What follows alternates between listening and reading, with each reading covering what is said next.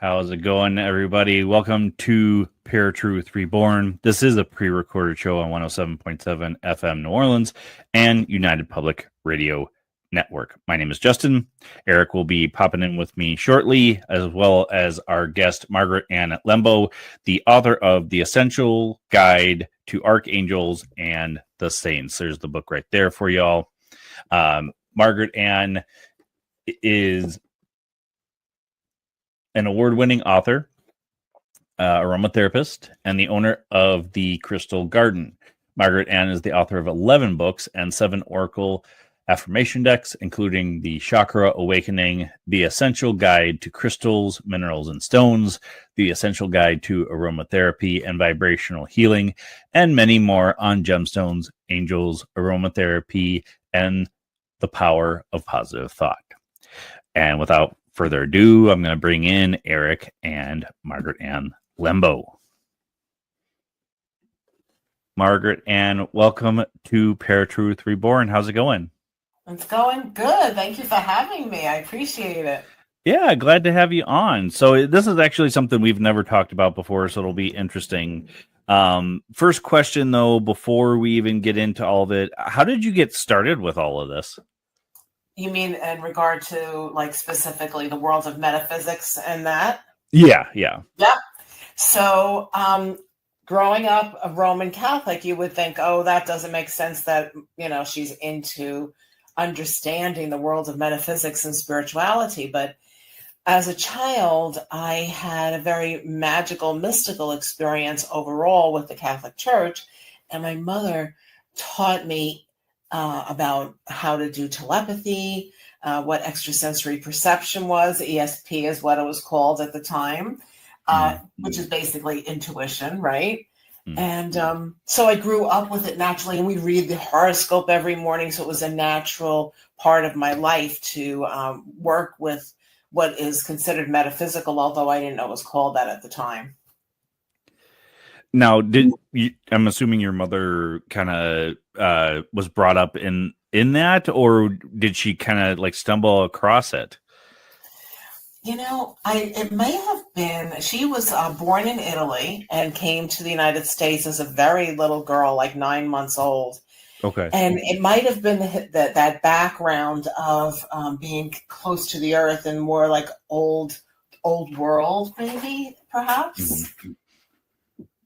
Yeah, well, my grandfather came from Sicily. We never really talked about that kind of stuff, and he was Catholic as well. So it's interesting that it came from being Catholic to getting into the metaphysical, because you do hear about that, back in the old country, as they call it, that this was just normal practice. Yes. So therefore, like common things like how to work with different plants and herbs. My mother taught me how to communicate with plants as a young child as well. And just connecting with them to help them grow better and to be a good steward to the earth, so to speak. So even composting in that was part of a natural, probably because she was, both mom and dad lived through the Depression. So there was a lot of need to reuse things and reduce waste, because they had to keep finding ways to have what they needed in the household.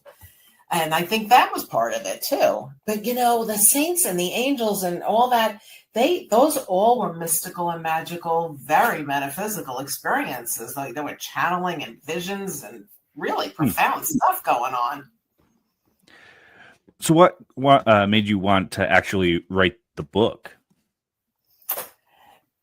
All the books that I've written to date, including this one, come as almost as if it's an assignment. It was like it's a job. I wake up often with a title or a need to write something, and then I put it on my, in my view, and this is my writing desk where I'm sitting here now, and so that I guess it's this book, the Essential Guide to Archangels and Saints specifically. I feel like maybe the whole reason why I became an author to begin with, but I needed to go through all the other books to get to this one, It just feels like it needs to be out in the world in a more practical way that the world of metaphysics can utilize it as well. I think it's overlooked a little bit. Yeah, for sure. And that kind of makes a lot of sense because you bring up crystals and essential oils and all that in this book too, that kind of coincide with the archangels and the saints. So what kind of research did you get into with this? Because it mainly is kind of a Catholic practice for archangels and saints, but does it go beyond that? Is there more to it when we're talking in terms of the mystical? Very much so. Very much so. I love that you asked that. So the research that I had to do the most was to find out about the history of the actual all of the archangels and the saints. That's like some of that information I knew, but not enough to write a whole pretty decent sized volume here. Mm-hmm. And so, but the part that was important to me was connecting the dots and getting the matching vibrations of working with crystals and gemstones and how they relate to that particular archangel or saint, what essential oils can amplify the experience to connect with them and to even bring their positive qualities into, your own life for self-realization, for self-evolvement. And that's important to me to grow as a spiritual being. And I hope that this will help other people look at things a little differently and utilize these invisible beings that are really willing and able and waiting to help us all. I mean, they come upon request. We have to invite and invoke or petition. I use the word petition in the book, but you're kind of praying to them. Come, help me. I need help with this, that, or the other. And so we might as well use them. They're there, available. Well, and the main reason I asked that question too is because in Catholic religion, you're kind of taught to pray to the saints, and I wasn't brought up Catholic, so I don't remember if archangels are included as well. Because in mysticism, in the esoteric, it's not necessarily you're praying, but it's all about intention and getting the attention, if you will, of the whatever you're trying to communicate. So it's basically kind of like that, right? It is very much so. You described it perfectly. That's exactly what it is. It is. It's like, it's inviting that energy into one's life. And it's like when we use that's why I didn't even use the word prayer often or hardly at all in the book, because it is a petition to bring that vibration, to bring this energy in to support one in one's life and have a better and easier time of it, Now, as a child, and maybe you didn't share this with other people, but I'm assuming you probably had some friends that kind of found out about these practices and stuff. Were you teased about that at all? I don't know what your upbringing was as far as being in school, but yeah. So I went to a Catholic school for 12 years. So I didn't, I guess I was clear from my mom that it wasn't something that I needed to talk about or discuss necessarily with other people to say, oh, I talk to plants or I communicate with the, nature. Or I look at it, I think it was more a matter of that I was just enjoying, believe it or not, I enjoyed the Catholic experience while I was in it. I'm not really a practicing Catholic as they, as the church wouldn't define me as a practicing Catholic today. But I didn't throw the baby out in the bathwater as I continue to evolve on a spiritual journey. And so I incorporate also the teachings of Native American philosophies and indigenous cultures throughout the world, including Peru and Mexico, and including Hinduism and Buddhism, and continuing to keep those, because there's so many, like when you really start to look at comparatively, there's so many similarities between those worlds and what I'm sharing in this particular book with working with the archangels and saints. Well, that's fascinating that you went that route, because little back history on me. I was brought up Protestant. Around my teens, I kind of lost my faith because of different things happening in my life. And it was one of those things where it's like, you know, if all these bad things are happening, you know, where's this God that everybody talks about that's supposed to help and bring good things to you and that sort of thing.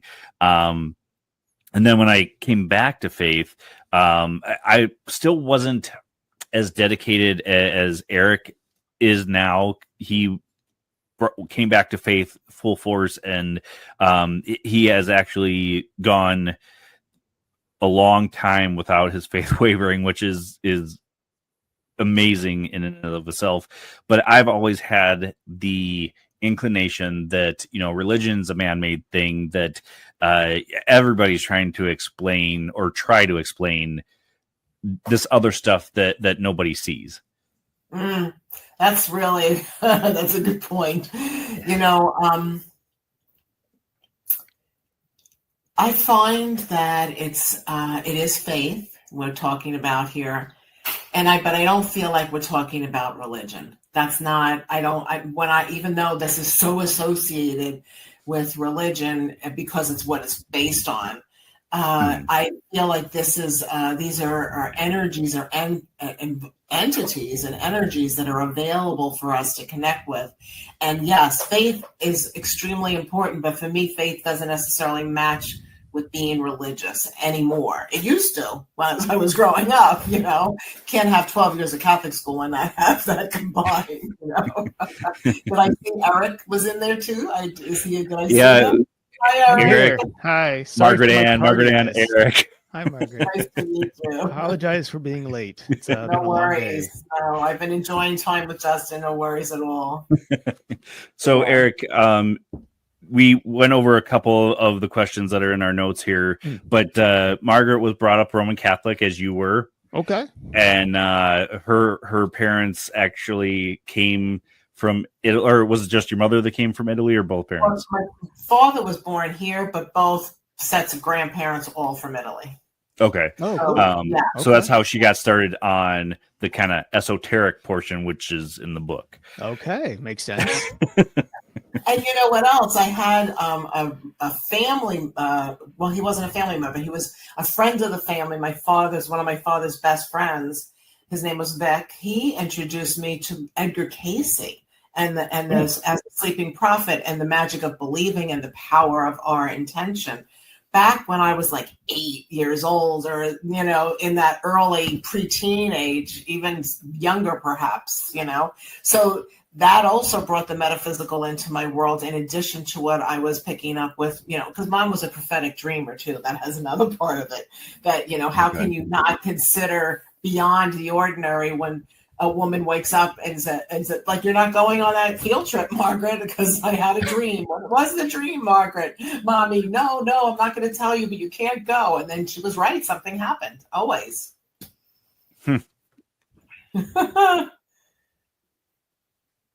That's wild. My sister, you know, she is not very much religious or even any sort of real belief system. But there's been a number of times where she has thought of something or had said something, and then within 24 hours, that thing manifests out of nowhere, almost as if she knew it was going to happen. And like to this day, she'd be doing this her whole life, but she still doesn't give it any credence to it. It's just kind of like, it's just a thing. It happens to all be coincidence. And I'm like, there's a certain time where coincidence just isn't coincidence, you know? That's really profound. And she just accepts it as just totally normal and ordinary. Yeah. I mean, she gets weirded out about it for sure. So she's like very careful to, like, for example, I'll tell you a quick little story, but when she was in middle school or high school, there was some kid bothering her, and she told him, she's like, I hope you get hit by a bus. And the next morning he's riding his bike to school and he got hit by a bus. And thankfully he was okay. Like, he had to go to the hospital and all, but you know, it wasn't anything too serious. But things like that have happened multiple times to her throughout her life. But yeah, you know, she just like, I don't know. She just kind of chalks it up like, I'll just be careful on what I say, you know, and that's it. but she also seems to have very high anxiety at times. So I don't know if that plays into it. Sorry, my cat is like walking in front of the camera here. I'm a cat lover. There's three inside, and I don't even want to tell you how many outdoor cats we have. But yeah, you know, it's like I love the ears over here. Well, you know, my cat, he just learned that there's a cursor on the screen like 2 weeks ago. So now every time I come here to do the podcast, he's right in front of the screen, ready to slap it. And it's like, dude, you're in the way. Hysterical. I love it. So you were finding that she actually would say something, and that something would become manifest reality, not because she was like overly trying to make it happen either. Right. No, like there was nothing that she didn't want any of these things to happen. It just happened to be that whatever she said would indeed happen. But yeah, she hasn't like really given any credence to it. You know, she thinks about it. She talks about how weird it was or is. But that's it. She's like, I'm just not going to say anything bad about anybody just in case. Yeah. That's probably a wise decision. Very good idea. That's true. She was talking it into reality. Right. Sounds like it. Only use it for the positive, right? Right. Now, Margaret Ann, something I wanted to ask in regards to, you know, the essential oils, the crystals, even the zodiac signs. It's fascinating to me that certain zodiac signs kind of pair with different archangels and even saints. So I guess similar to the same question I asked you earlier, how did you kind of come across, like, how is it just like the energies that you're feeling off of it, or how does that work? Okay. So I have the way I see things with crystals and gemstones is they have a certain vibration. And so let's say, you know, my celestial crystal, you know, like this has a certain energy. So this would be really associated with bringing forth information from like the Akashic records, or from higher wisdom, higher knowledge. So then that would make me look at, okay, this archangel, whichever one it is, because at this moment I can't think of one to specifically. Maybe Zadkiel could match up with that, and it would, or like with Zadkiel, a stone that is fiery, like fire agate or sunstone. That has an energy, because Zadkiel has to do with also associated with Saint Germain and the violet flame. So then, like, you keep connecting the dots, and then with that would be essential oil for that. Let's say for transforming and transmuting energy, which is what the violet flame is about. Then you might want to work with, of course, amethyst comes to mind immediately because it's violet also, and it has that swirling energy to transform reality. If we allow that to be in our field, you know, we have to consciously connect with it. So it's not like the crystal does it, or the essential oil. It's more the intention that's amplifying because of the use of the crystal and the essential oil. Did that make sense? Mm-hmm. It does make sense. Cool. Now, like when you're actually using those things, though, like some of the angels, they tend to vibe with similar elements or crystals. So is it more of a particular thought process, or just simply calling upon the name of a particular angel or saint when you want to commune with them? And how do you determine whether or not it's the exact angel or saint that you're trying to reach out to? So I don't worry too much about, like, I don't think too much about that is, we'll stay with Zadkiel because his name came up. So not so much, is Zadkiel here in my presence? I don't worry about that so much. I think of it more like, I trust that my prayer, my request for assistance is being heard. And if Zadkiel is the best one, he brings it to the level of God, Goddess, Creator, to the next highest level, so that it starts to help orchestrate life in such a way that it helps to transform reality. Okay. So in a way, it's very similar. I mean, we know a lot of ghost hunters, if you will, who like call upon the Archangel Michael to protect them. And we know like various people like vets, anyone in the military or police officers, Michael tends to work alongside those individuals, supposedly. So in a way, it's very similar to that. You're just calling upon an angel for help and expecting them to go higher to God or another angel even to either protect or do whatever it is you're asking for in prayer. Yeah. Yes. And our Archangel Michael is one of the most loved and most popular archangels. It's even made like I have a line, I'm an aromatherapist, and I have a line of sprays that include an Archangel Michael spray, and which I got from a meditation. I got the formula through a meditation, and that's one of the most popular ones. And the reason is also that it's the angel of protection, is the angel of making sure that justice is upheld. So, of course, that makes it great for law enforcement and for first responders and our military. Fantastic. But for everybody, you know, Michael can help us all. I like to call him Michael because all the archangels have the EL on the end. And for Michael, we make it just sound ordinary. So right. Raphael, Gabrielle, Michael.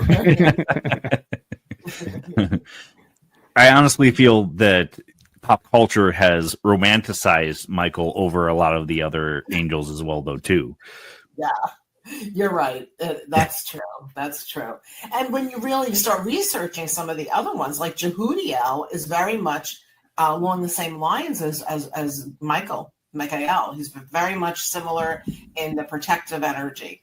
So there are other archangels that are lesser known. And like I love the story of Archangel Barakael, which is an archangel I didn't even know about until I was doing research for the book. And this is an angel of blessings. It's someone who brings blessings into your life. So I would love to have an archangel on my side bringing blessings forward into my life. And I wish that for everybody to feel like they have blessings, you know? Hmm. So, looking through the book, it looks like it's just a matter of you can use the stuff to help with things. But are there certain archangels or saints that you call on specifically, or does it have to do with just where you're at and what you're trying to do? So me personally is what you're asking. Yes. Yeah. So like Saint Francis is one of my most famous, my most popular. In fact, I have his prayer right above me over here. Lord, make me an instrument of thy peace. You know, that whole beautiful verse that's about being of service, being a channel of God's light and goodness on the planet. So that's part of who I want to be, and I strive to help others and still maintain happiness and joy for myself, hopefully, you know. So I really like Saint Francis of Assisi, but also like Saint Bridget was a very empowered woman and was able to do some magical things. There's some backstory about maybe she came from a Druid background, a Druid family, but then was Catholicized, so to speak. And also the other one I really, Hildegard von Bingen, Saint Hildegard. I've been to her monastery or convent in, I don't know if it's called a monastery, a cloister. I think it was considered a cloister in Germany. But it was before I was doing much research or connecting with angels and saints in the same way that I am now. And in retrospect, this particular saint, she was a musician. She made plays. She was a crystal healer back in the mid ages. She was she wrote letters and talked to popes and high level what do you call them? Cardinals and of that nature. And they respected what she had to say. She brought through so much information and knowledge to people. I'm like pulled the book because I was looking to see what I don't know. Look at how beautiful that cover is. Didn't Llewellyn do a beautiful job? It is beautiful. Yeah, it's a really nice one. It is a really nice one. But Hildegard, and then, I also love to change my own subject. I go on tangents a lot. I also like Our Lady of Guadalupe, like Mother Mary and Mary Magdalene and Saint Anne are very, very sacred in my life to me. So that's like, if you walked around my house or my store, I own a crystal shop in here in South Florida. Mary's all over the place. Mother Mary, she's over my desk. She's in the another room, another office at the front desk. She's everywhere, because I want that compassion and kindness to be evident vibrationally and when people walk into the place, so that it's not just in your face shopping, but more of a come here and feel love. Come here and feel blessed. Come here and know that there's a safe place where you could take a deep breath and everything's okay. And if you can, buy something. But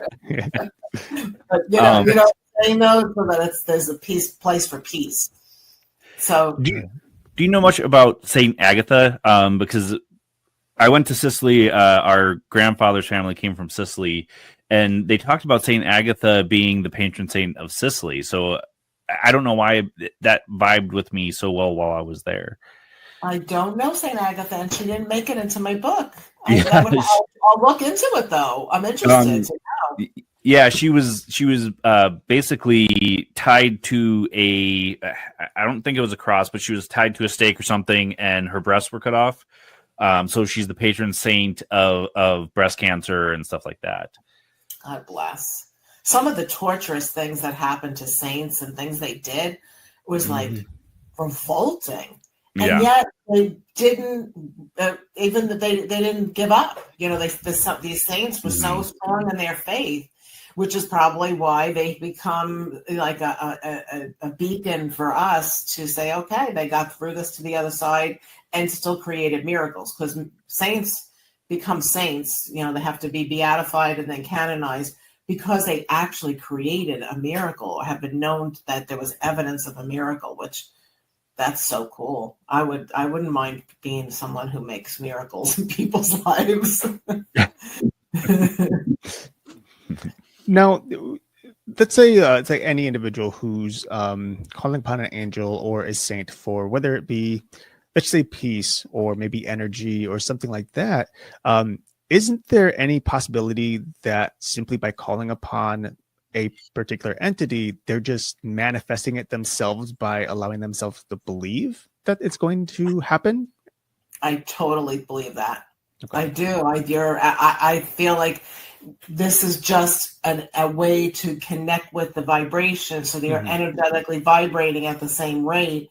And then it's really, we're the empowered ones. It's just that we're honoring and respecting and connecting with a divine being. Mm.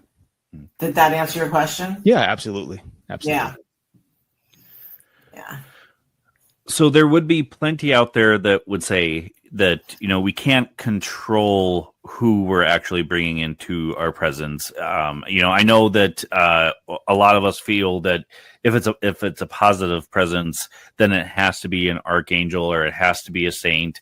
But there would be plenty out there that say that, calling upon any type of spiritual energy, you're kind of on the fringes of bringing up something negative that could be masquerading as something of light. What are your thoughts on that? Wow, that's a good one. So that's where faith comes in, and having trust in your own connection with the divine. So in my world, negative energies or entities are not even allowed in my space. And that's just how I feel strongly. And it's very rare that something has come up where I felt like, I need to clear, I need to get some energies away from my space. But majority of the time, I have really strong faith and trust that I'm divinely protected. I've known that since a very young age. So maybe because my own belief system doesn't allow for that, it's like, not today, Satan. Not today, Satan. Not today. Right. I've always, whenever I've heard that phrase, it's like, I love that. Not an option. Well, I think also, going off of that belief system, just your own personal beliefs, your faith, it's actually scripturally based. The Lord says that when we pray about something, we should believe we've already received it. And so believing that, for example, we're surrounded by a bright light that protects us from negative energies, or believing that a negative energy can't influence or walk into our territory because of the spirits that are with us, or the Holy Spirit. And I think a lot of people, they have this idea, like, if you just, and not saying that it can't happen, where you ask God something and you don't have any belief or faith in it. I'm not saying he can't work through that, because he's God. He's very capable of working through anything and everything. But I feel like a lot of people don't understand how to have a belief, because they doubt so much. They're like, oh, well, I can't see and touch and, feel or taste this thing, so I'm praying to the Netherlands, like into the oblivion, and it's out there. Let's hope for the best. I wonder about that. To be honest with you, I think that strong faith is cultivated probably at a young age. So because from me personally, I can only speak from my personal experience. At a very young age, like say, one of my most favorite memories, in a way, strange way, is that when I would wake up at night, in the middle of the night, I shared a room with my sister. There's a 6-year difference between us. I would wake her up crying or scared, and she would say, Margaret Ann, just, imagine that you're being surrounded by angels. You're always divinely protected. And she told me from such a young age that that's all I know to be true. But we can bring in other negative vibrations, but it's because we leave an opening in our belief systems, an opening in our consciousness, an opening that does doubt. I don't know how to teach somebody how not to doubt, other than to work toward with I think contemplation and meditation and prayer combination can really help cultivate that strength in one's own ability to know the difference between good and bad, and what should I let in my space and what should I not let in my space. Right. And that comes over time too, practice, even as we grow. When I was in my 20s and 30s, I had a different, level of experience. Now that I'm in my 60s, I have more experience, So I think we continue to cultivate and grow if we do it with intention. Right, for sure. And it's like, I feel like people tend to, what was the word I was going to say? You know what? It's one of those thoughts I had and it just slipped out. Gone. So maybe not for right this moment. Maybe it wasn't right this moment. It's amazing how often that happens to me, unfortunately. Well, maybe it's because it needs to be unsaid in the moment. So if it's be important, we'll remember. Yeah. Well, Margaret Ann, you broke one of the cardinal rules. A lady does not share her age. Oh, is that true? I didn't say what age exactly. I didn't know that was a cardinal rule. Oh my goodness. It's just a number. It's our belief system again. How we absolutely 100%. Reality, you're still 25, right? Yep, that's it. In a lot of ways, I think I am in my early 40s. To be honest with you, I just hold that vibration. See, your cat agrees. Yeah, I love that your cat's doing that. They're menaces. They are menaces. Yeah, my hellhounds like to make an appearance every once in a while too. So. Cats. Dogs. Yeah, cool. 2 of them. That's nice. Very cool. I love animals. Yeah, we do too, apparently. What else? I remember what I was going to say earlier. Good. Hey. Yay.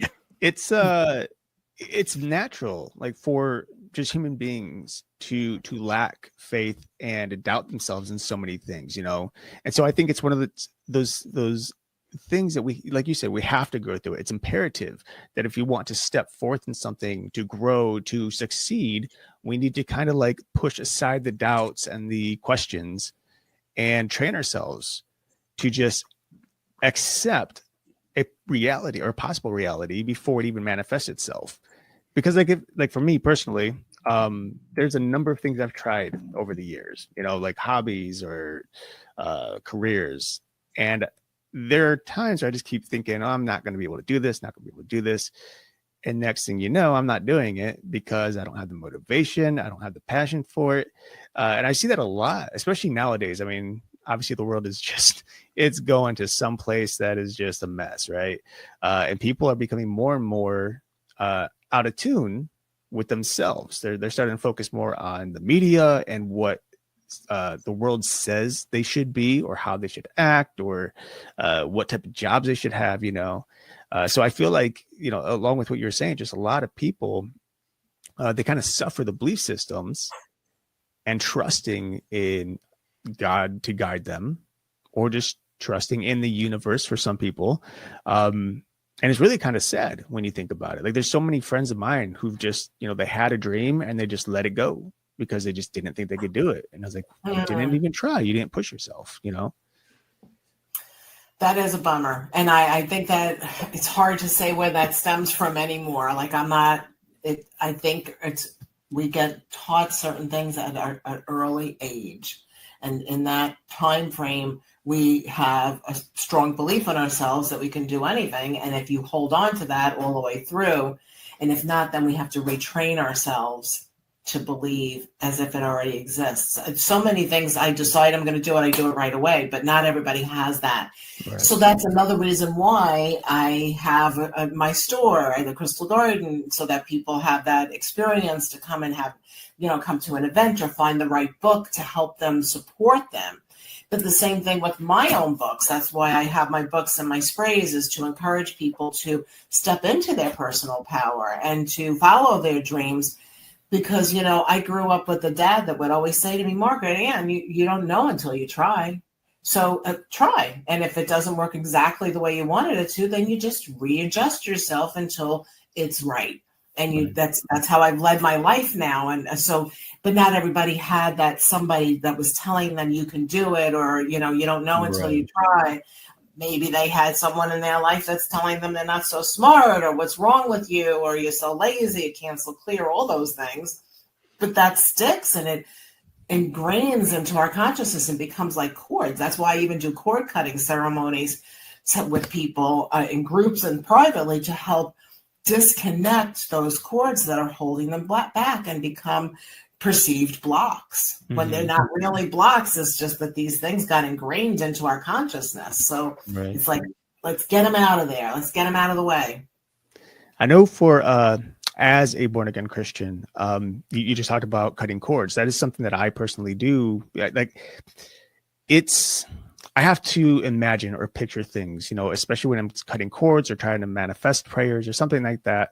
I don't say manifest prayers, but when I'm praying, you know, I try to believe that God is truly going to do what I'm asking. But I know a lot of Christians who are like, well, cutting cords, that isn't a Christian thing to do. You know, that's more occultish. And I'm like, God tells us that we should believe in the things we pray for. We should be imaginative. We should be open-minded to the possibilities. And if cutting a cord, like, for example, I want to, let's just say I drink too much and I want to stop drinking. I have to physically, in my mind, put a bottle of alcohol on one side, me on the other, and cut an imaginary cord to help me see it happening, because it's easier to manifest that and believe it. Whereas, you know, some people be like, oh, I'm just going to stop drinking. But then the thought continues because there's something kind of hanging, lingering, following them around, you know?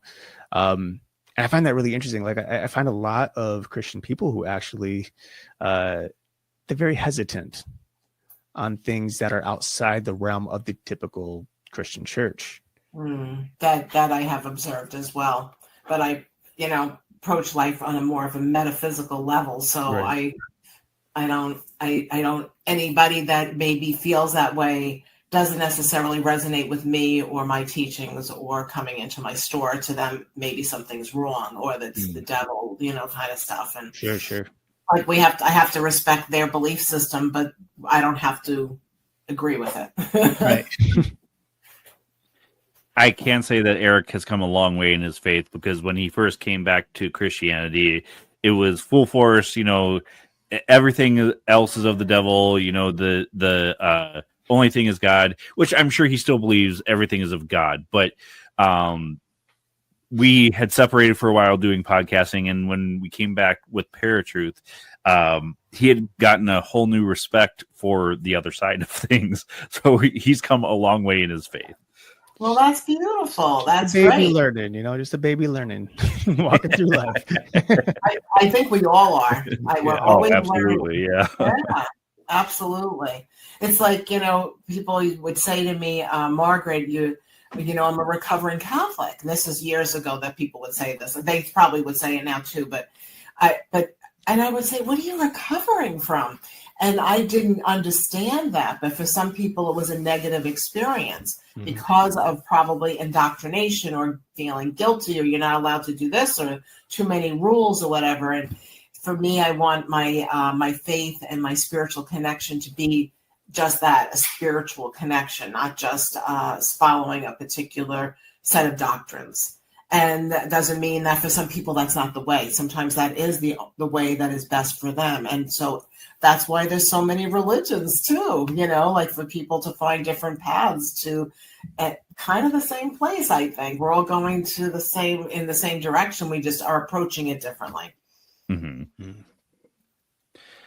So something that looking through the book, it does become clear, but I wanted to ask you, what type of things can you ask for help from the saints and the angels?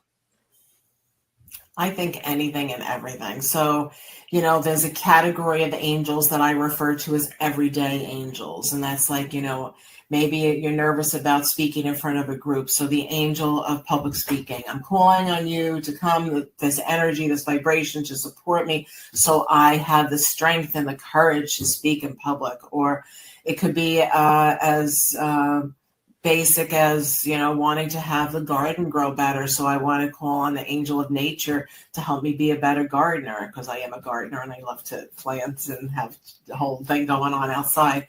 And it can be to help, maybe the in-laws are fighting amongst, the relatives and in-laws are all fighting and you want to find peace. Well, St. Elizabeth Ann Seton might be one to call on and say, I need some intervention here. I want some help. Or the angel of harmonious relationships. So you base it on whatever is happening in the world, in your personal world.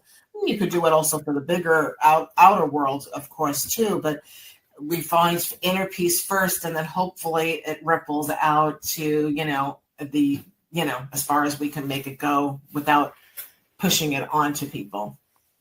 Okay. All right. Now for people, let's just say, who are just starting with wanting to reach out to archangels or saints, but they don't really know how to start or where to start or what particular angel to reach out to. And let's just say they don't have your book to guide them. How does one actually go about? Is it just research, or do they go ahead and just ask anything to anyone who's listening, or how would you guide them in that situation? So I wouldn't ask anything to anyone who is just happened to maybe listening, because you don't know who you're calling out to. Right. I would say potentially a little bit of research would help, or looking to someone else who has the experience or knowledge or the connection with the divine that they could find, maybe a spiritual teacher who is authentic that might be able to guide them how to reach out. But the main and the easiest way, I think, is to decide, what I need help with, and then state what it is. And I'm asking for only the highest and best energies to come and guide me on my journey. I ask for the highest level, and only goodness is allowed in my space. Only love is allowed in my space. Shine light on my path so I can see what I need to see, or hear what I need to hear, know what I need to know, and reveal to me truths and help me to be a better person. And, it's like you're just talking to a good friend, but you can't see them. They're not there, And that's how I would go about it personally. All right. Now, the essential oils, the crystals, stuff like that, is it kind of essential to use some of that stuff to communicate, or is it just like a guiding thing for your intention? Yeah, it's not essential to do it. I think it's a lovely addition. And because the what we'll call, let's say, the New Age community or the metaphysical community, it will, I wanted to also reach that audience so that they have an opportunity to use and say they want to call on Archangel Jophiel or Archangel Chamuel and hold a rose quartz to help them with love. And so that gives them something tangible to touch. And it's pink, it's vibrating at the rate of love, or so it gives some solidity. It gives something that we can experience. With the olfactory nerve, it's going through the limbic system of the brain, and it reaches a whole part of our consciousness that we barely can, consciously know. And so essential oils can help us in so many ways, but especially it can be for protection, especially if it's new to us and maybe we want to use some kind of an essential oil or blend, like maybe sage and cedar together and spray it around. I have some sprays back here, and just spray it around to say, okay, I want to have protection when I'm calling on these energies, or I want to open my awareness, my consciousness, so I can receive more. So I want this essential oil to help me, maybe lemon for clarity, to inhale that. Any citrus oil, actually. It seems like, especially grapefruit and pink grapefruit, those essential oils are very good to kind of wake up your consciousness and open your mind to receive. Okay. Now, so you talk about using crystals, you talk about using essential oils. The one thing I didn't see that you touched base on was the idea of using various sound waves. A lot of people, especially meditation, use sound waves to orchestrate various mind lengths. How to, like, for meditation, I use one particular sound wave for my meditation, which helps me to fall deeper and into a more relaxed state. Have you done any research on using sound waves in terms of reaching out to some of these angels or saints? Yes, I would say yes. So for many years, I've been working with the crystal singing bowls, and I do crystal singing bowl events to, like, sound baths to realign the chakra system. And that's a foundational experience that can help one open up one's consciousness to clear out what's no longer for the highest good. So when we become conscious of what each of the chakras are about and how that energy is in our own field, potentially blocking our field, then you can use the sounds, which are basically the notes of the scale, C through A, I think it is A. It goes all the way through, and that is each one of the chakras are tuned to a different sound.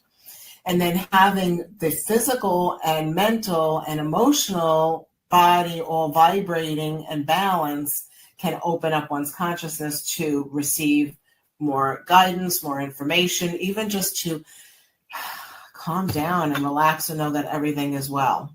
Mm-hmm. Okay. So with any of our listeners, what is it that you want people to take from this book if they purchase it?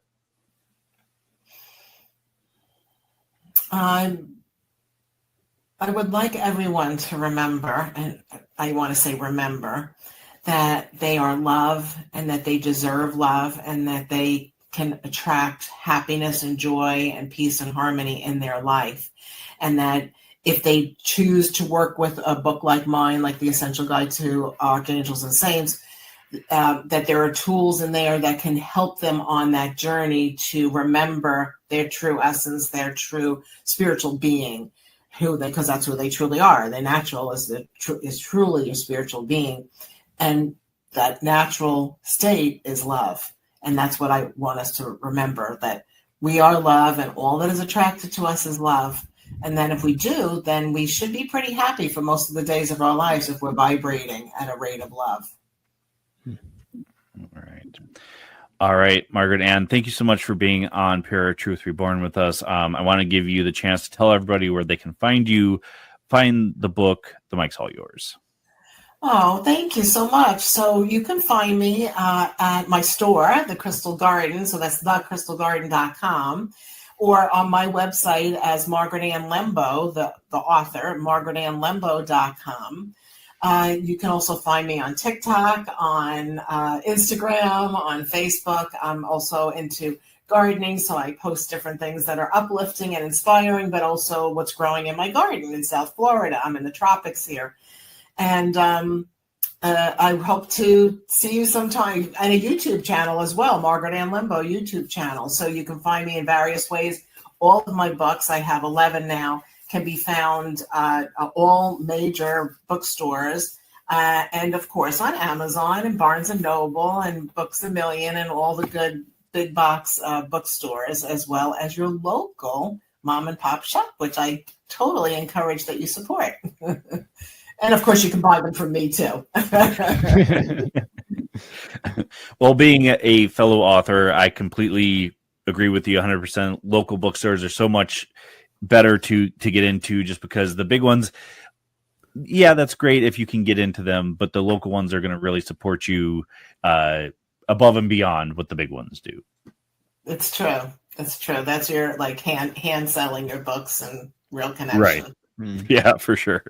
All right. Well, we're going to put you in limbo for a second, so stick with us for just a second as we close out. But thank you so much for being on ParaTruth Reborn. Thank you both. Thank you. All right, folks. That is Margaret Ann Lembo, author of The Essential Guide to Archangels and the Saints. Right there for you. If you haven't checked it out, make sure you check it out. It's a very interesting read. Next week, we're going to be actually bringing back a good friend, William J. Hall, to talk about his book, The Bridgeport Poltergeist on Lindley Street. We've had Bill on several times, so we hope that you enjoy him. I should take that back. We had him on ParaTruth Radio. We're bringing him into ParaTruth Reborn. Anything else we need to announce before we go? I don't think so, no. All right. Good. All right, folks. Until next week, where you will find us same time, same channel. My name is Justin. And I'm Erik. Peace.